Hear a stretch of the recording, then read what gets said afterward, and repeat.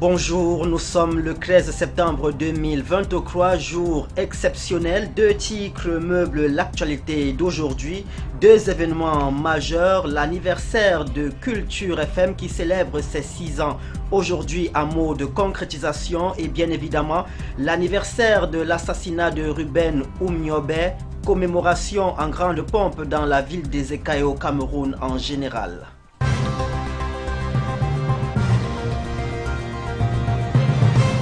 2017-2023, voici 6 ans maintenant que la Radio Culture FM a pris un nouvel élan engagé à accompagner un nouveau modèle de management basé sur la valorisation de nos richesses locales et sur la digitalisation.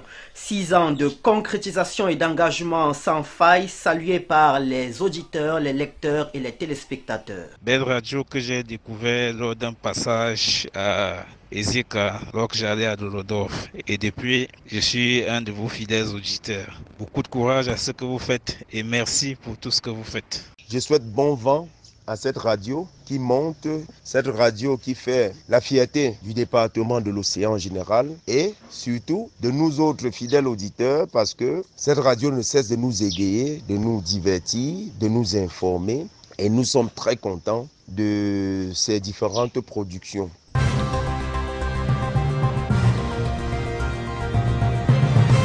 Cela fait 65 ans aujourd'hui que disparaissait Ruben Oumniobé, le héros de l'indépendance du Cameroun. Pourtant, sa mémoire est restée vivace auprès des Camerounais pour qui les préoccupations pour lesquelles il a donné sa vie demeurent d'actualité.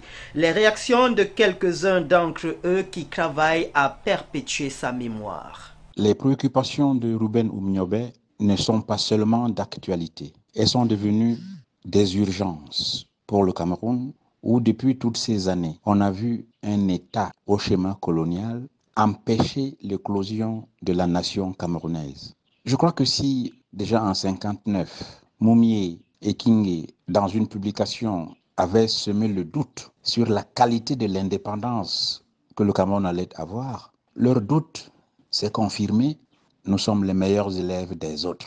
Il faut des intelligences qui s'occupent de ce dont s'est préoccupé Ruben Oumniobé. Voilà pourquoi, 65 ans après, on est triste, malheureux, mais pas totalement désespéré. Le peuple camerounais, dans sa majorité, témoigne de la victoire du combat de Ruben Oumniobé qui a consisté à donner à notre peuple l'orgueil d'affirmer toujours, quelles que soient les circonstances, le respect de la dignité de nos populations, le respect de la souveraineté de notre peuple.